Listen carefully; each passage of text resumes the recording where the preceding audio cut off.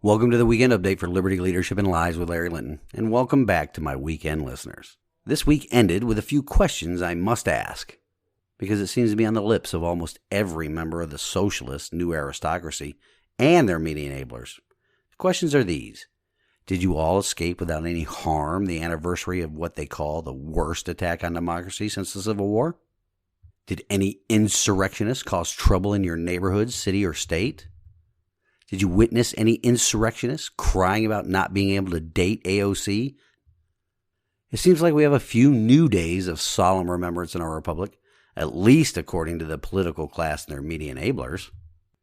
We now have Insurrection Eve, which is observed on January 5th.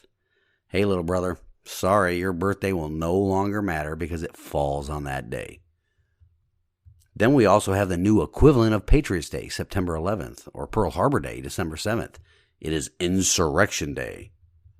I was really beginning to think that when referring to January 6, 2020, that the term insurrection would fade away based upon the fact that not one single person has been charged under that particular statute. We've discussed that statute in the past here on the show, remember?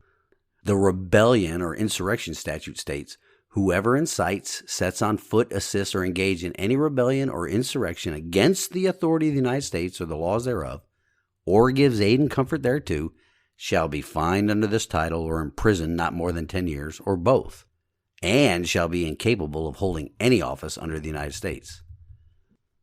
Hey, nobody that participated in the protest on Washington, D.C. has been charged with insurrection at all, nor has anybody pled guilty to a charge of insurrection.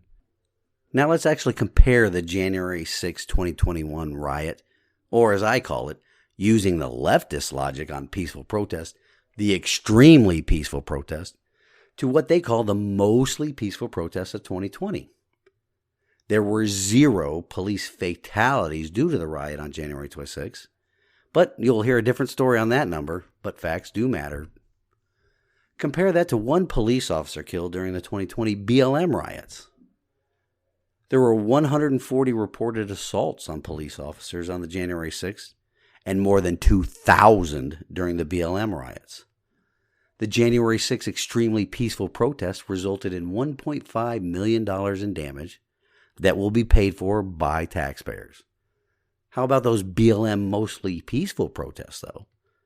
That resulted in $2 billion in damage, most of which will likely be paid for directly by private citizens, either through increased insurance premiums or straight out of pocket because their insurance companies will not cover those types of losses. We must never forget the classification our federal government, which hates us by the way, has given to these incidents. January 6 is classified by the out-of-touch, extremely unconstitutional federal government as domestic terrorism. That is being echoed by politicians on both sides of the political spectrum as well. Never forget, Democrats and Republicans are often 2 sides of the same coin. The BLM riots? Well, they are just classified as riots. The vast differences between the two, coupled with their classification by the federal government, clearly show the bias of our out-of-touch federal government. They care more about their show in D.C. and reminding we, the people, that they are our rulers than they do about the damage that happened to us, you and I. Well, until next week, this has been the Weekend Update of Liberty Leadership and Lies with Larry Linton. Be sure and visit libertyleadershipandlies.com and all of our social media to keep up with the show and the campaign. I pray you all have a wonderful weekend. Stand in the arena with me. Reveille, it's time to wake up.